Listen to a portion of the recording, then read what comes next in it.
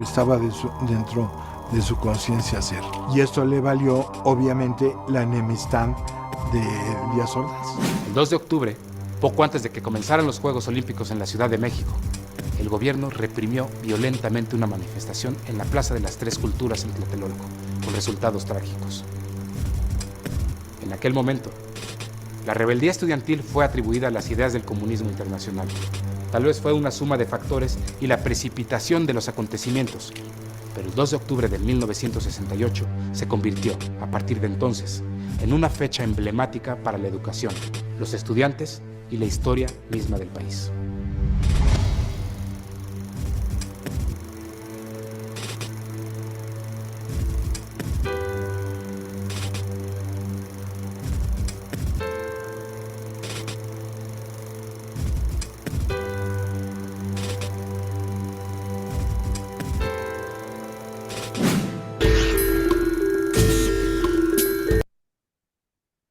Bueno, hasta ahí se queda la segunda parte de lo que es la educación en el siglo XX.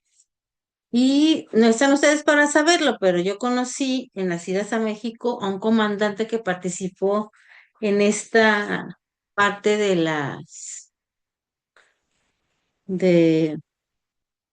del movimiento del 68, y él decía que el ataque era directo a los estudiantes que estuvieran participando a los representando a los de la marcha para poderlos acabar con ellos y que no volvieran a reunirse durante los Juegos Olímpicos. Esa era la indicación.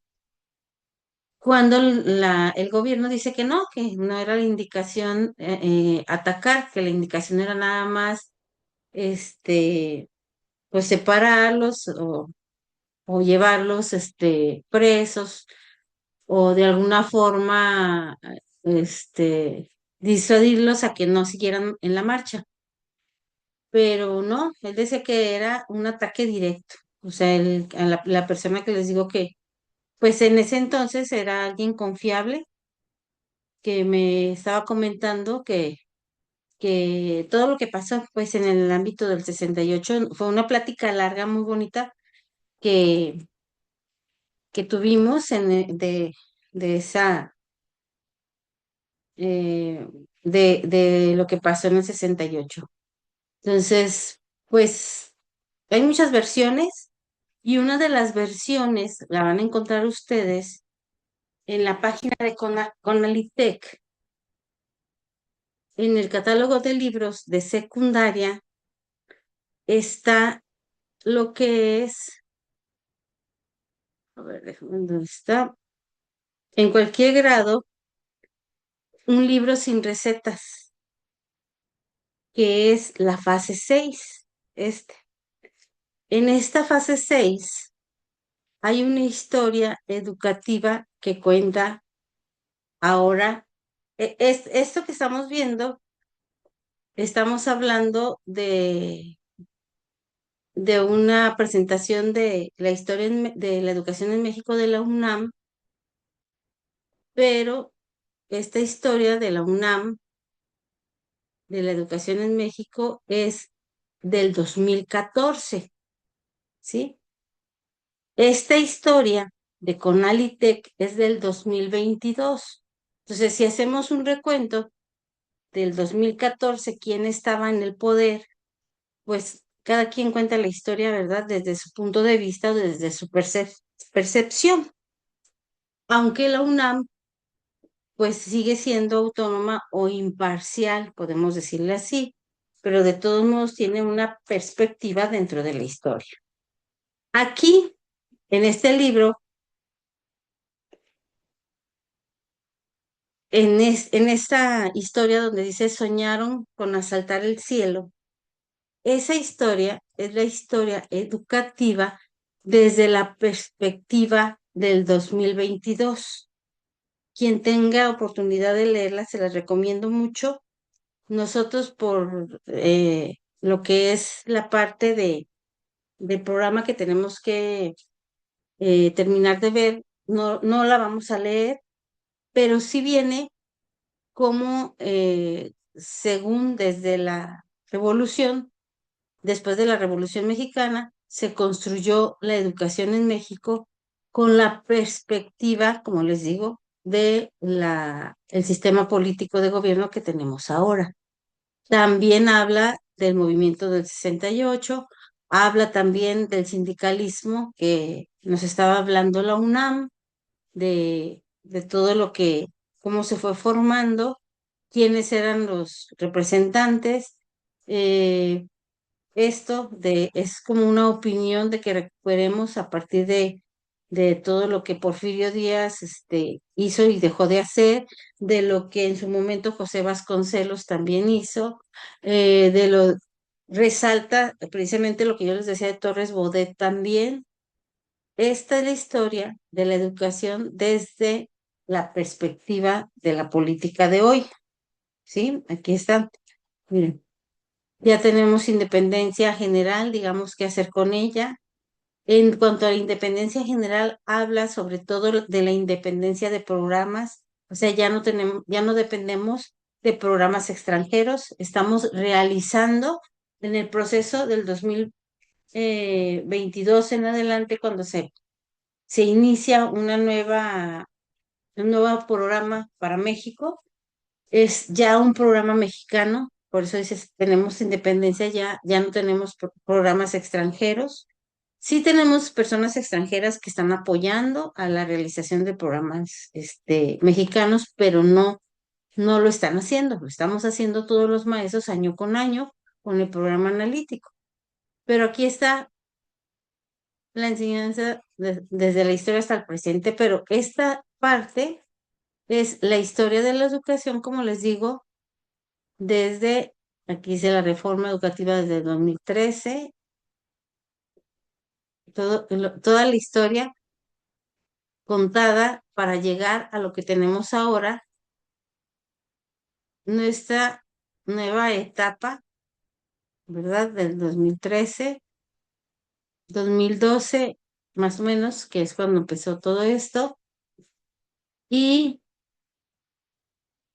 hasta donde estamos ahorita con los programas analíticos, que es, se supone, ya la independencia mexicana de los programas, ¿verdad? Entonces, esta es la historia. Como les digo, este libro el libro está en la página de Conalitec, donde se las enseñaba la vez pasada que les grabé la clase, les enseñaba la página de Conalitec, donde encuentran ustedes todos los libros que hay de texto, de apoyo para el maestro, todos los libros que la Secretaría de Educación Pública ha emitido a raíz de todos los años para consulta y para lo que los maestros ocupen, ¿verdad? Aquí está todo, todo, todo. Y este está en el nivel de secundaria, porque el nivel de secundaria, acuérdense ustedes que entra dentro de la fase 6 en las fases que se manifestaron ya a partir de los nuevos programas de estudio. Entonces aquí lo pueden encontrar y este es el que habla pues de la historia de la educación en México. Con eso vemos esa parte del siglo XXI. ¿Ok? Recuerden que estamos haciendo la línea del tiempo. Este, esta va de la mano. Ahora déjenles comparto lo que tenemos de la UNESCO. Ahorita van a ver cómo va. Ya vieron ustedes también que Torres Bodet pues participa también dentro de la UNESCO como secretario general porque es el representante, ¿verdad? Como en su momento, les digo, también estuvo participando Moctezuma dentro de eso mismo y han participado algunos otros mexicanos.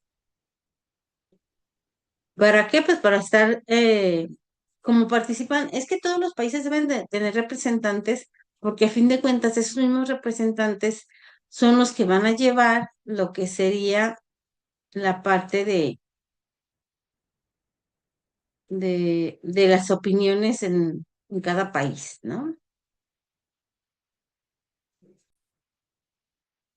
Bien, entonces, viendo esta parte que veíamos nosotros de la UNESCO,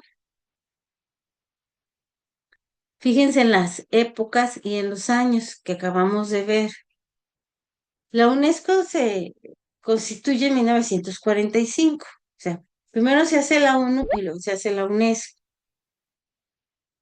En cuanto se constituye una y otra, empiezan entonces a ver las necesidades y es cuando veíamos todos los objetivos que se tenían que cumplir, ¿sí?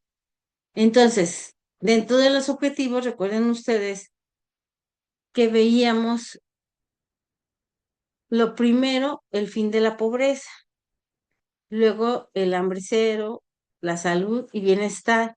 Y la que a nosotros ahorita nos va a ocupar es la educación de calidad. Por eso, en su momento, también en los nuevos programas de estudio del 2011 y en los del 2009, ya movían lo que era la educación de calidad también dentro del artículo tercero. Acuérdense que yo les decía, muchas de las modificaciones al artículo tercero y a los programas de estudio van en respuesta a los objetivos del desarrollo sostenible al 2030. ¿Sí? Entonces aquí tenemos ese que es el de educación de calidad, luego la igualdad de género, el agua, y saneamiento del agua en todos los países.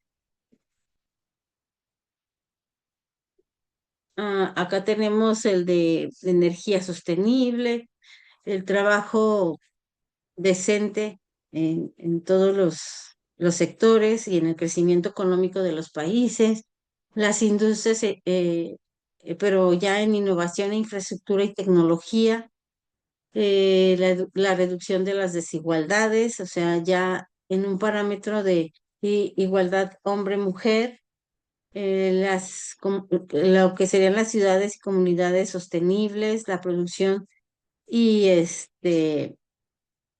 del del consumo responsable, que era sobre todo el no tirar o desechar muchas cosas que hasta ahorita no se ha logrado. Tristemente, si ustedes se dan una vuelta al mercado de abastos, las personas del mercado de abastos prefieren tirar lo que lo que no sirve que dárselo a alguien. Entonces ahí estamos en que todavía no hay un consumo responsable, la acción por el clima, la vida submarina, donde ahorita Greenpeace nos está diciendo que se están explotando los mares, las minas submarinas. Eso es lo que ha hecho, estaba leyendo precisamente en Greenpeace eso de los terremotos que ha habido y de los tsunamis. Está provocando terremotos ya en otros países, precisamente las minas submarinas, porque las están explotando muy a profundidad. Entonces eso ha hecho pues muchas alteraciones en el ecosistema. Y luego en lo de paz, justicia, en las instituciones sólidas, que es donde empiezan las instituciones, algunas como el de la mujer, y otra como el de ciudad niñez. ¿Por qué? Porque tienen que haber instituciones que estén al servicio de las personas, se supone, más sensibles, ¿no? Y las alianzas para lograr precisamente todos estos objetivos, como comentábamos, con una visión al 2030. Entonces, dentro de eso, el objetivo principal de educativo está en esta visión. Primero, mejorar la calidad de la perdón, fomentar el cuidado y desarrollo y educación de la primera infancia, que son los niños. Hablamos aquí todavía de primarias, todavía no estábamos de preescolares y primarias, no estábamos enfocados en lo que sería inicial. Y luego después universalizar la enseñanza primaria obligatoria y gratuita. ¿Por qué? Porque había lugares donde no era de manera obligatoria. No hablamos de México. México lo hizo obligatorio desde José Vasconcelos, pero en otros países no. Era así como si Si se podía, bueno, y si no, ni modo. Luego, promover el aprendizaje teórico y práctico en beneficio de los jóvenes y adultos, para no priorizar solamente el teórico. Reducir a la mitad el número de analfabetos. Esa era una prioridad mundial porque el analfabetismo no nada más creció en México, creció muchísimo en muchos países más.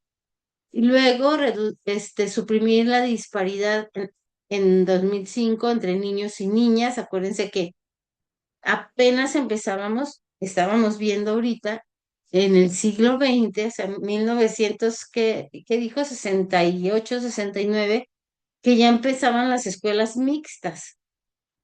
Entonces, eh, las escuelas seguían siendo exclusivas para unos o para otro género, ¿no?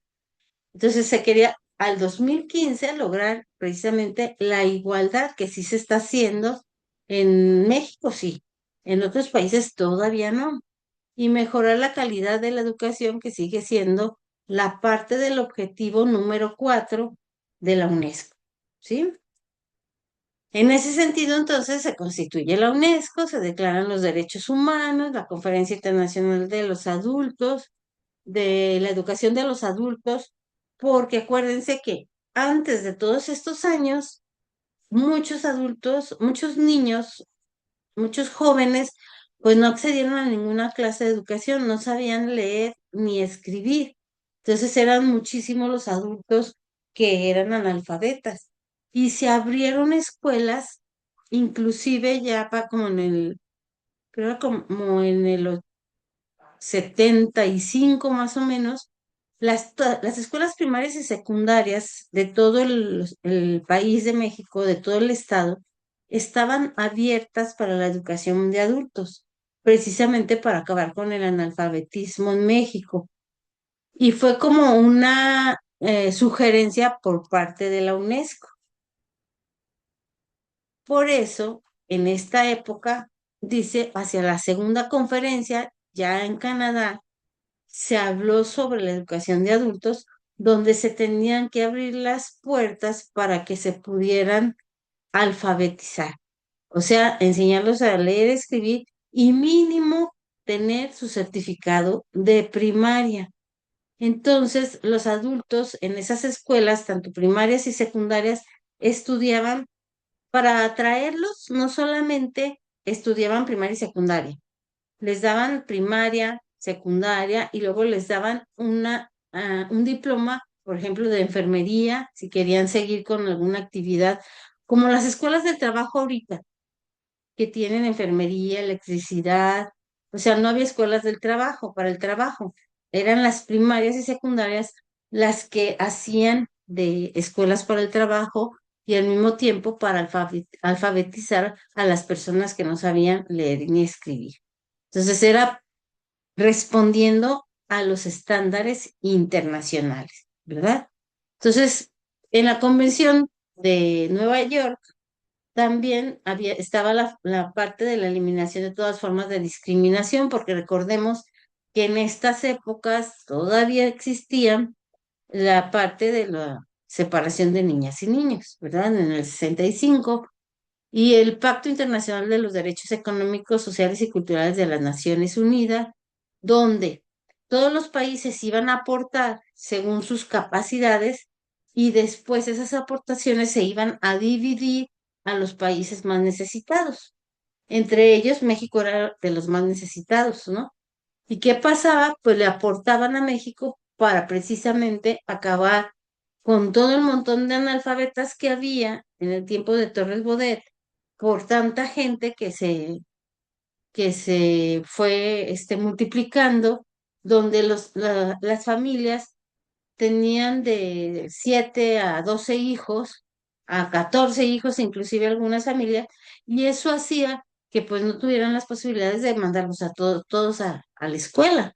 Entonces, ¿qué hacían? Los ponían a trabajar desde chiquitos y ya se dejaban de lo que era la escuela. Por eso había muchos analfabetas. Ya en 1970 pues está la Comisión Internacional de Desarrollo de la Educación, ¿verdad? Ya con un informe titulado Aprender a ser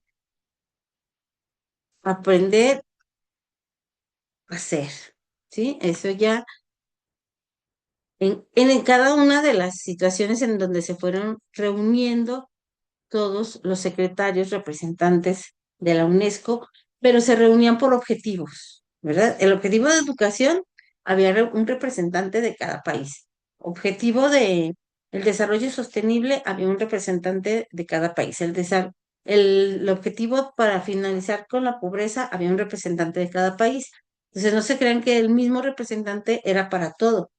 Entonces aquí, en esto que es la parte de educativa, en cada uno de los lugares, pues mandaba México su representante, ¿no?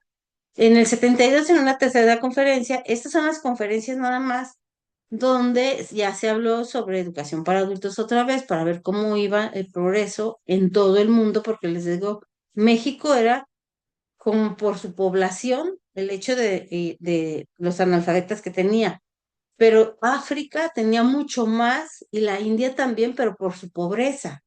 O sea, eran diferentes sus necesidades, pero a fin de cuentas eran países que tenían alta demanda de analfabetismo. Entonces, esa también era una de las partes que se veían en estas conferencias, ¿no? En el 74 ya se recomienda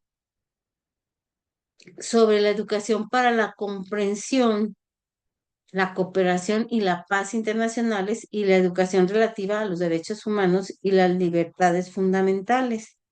La UNESCO fue la primera que pensó cuando se reunió que si le apostaban a la educación se modificaban las sociedades. Por eso nosotros ahorita nos abanderamos en los programas de estudio a tener una modificación social con la educación que nosotros le demos a nuestros niños, adolescentes y jóvenes, ¿verdad? Ya en el 74 y 83, pues había recomendaciones sobre la validación de los estudios, títulos, diplomas de enseñanza superior, pero en la validación internacional ya se veía como parte de las competencias internacionales. Eso lo vamos a ver en los artículos. Y en la Convención 79, ahí ya se hablaba de eliminación de toda forma de discriminación. Eso ya en Nueva York. O sea, se fijan cómo se fueron reuniendo en diferentes lugares. Ahorita estamos viendo de manera general los lugares donde se fueron reuniendo la Comisión de Educación, nada más, y cuáles eran sus finalidades. Por ejemplo, en el 85, la Declaración sobre el Reconocimiento del Derecho a Aprender, o sea, que todo el mundo tiene derecho a aprender, se reunieron y eso determinaron cuando se acabó la reunión, qué fue lo que modificaron del inicio que nosotros vimos hace ratito, pues aumentaron esa parte. Ya en el 87 se vuelven a reunir en Berlín, Alemania, y luego dicen, ¿qué modificamos ahora? Pues ahora el desarrollo y perfeccionamiento de la enseñanza técnica y profesional, o sea, que fuera prioridad. Y luego en el 89 se vuelven a reunir y acá, en donde se reúnen, acá en, digamos, CRU, en esa parte es la declaración de la paz en la mente de los hombres. Fíjense, ahí ya empieza como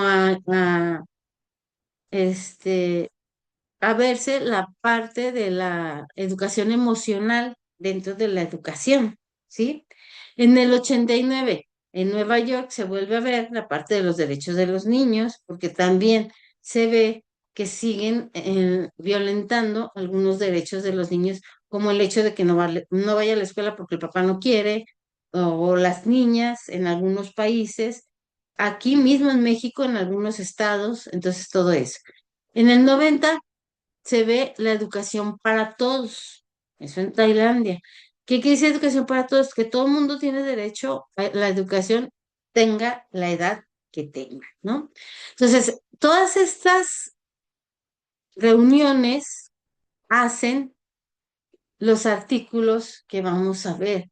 Por ejemplo, en la educación para todos, en los artículos tenemos varios, eso los vamos a ver ya la siguiente clase, porque vamos a ver en estos artículos cómo la educación de ahorita se viene arrastrando desde estas fechas, ¿eh?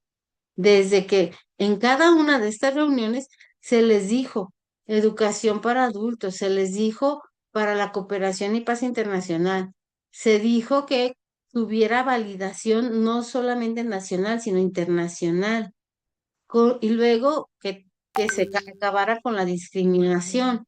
Entonces, todo eso lo vamos a ver en los artículos para que vean que también está inmerso en los planes y programas que estamos llevando hasta la fecha. ¿Sale?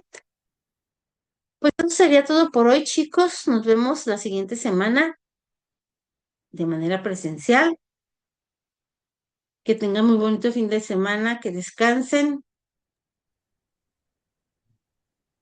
Gracias, igualmente. Igualmente, maestra, muchas gracias. Gracias. Gracias, gracias. Hasta luego, cuídense mucho.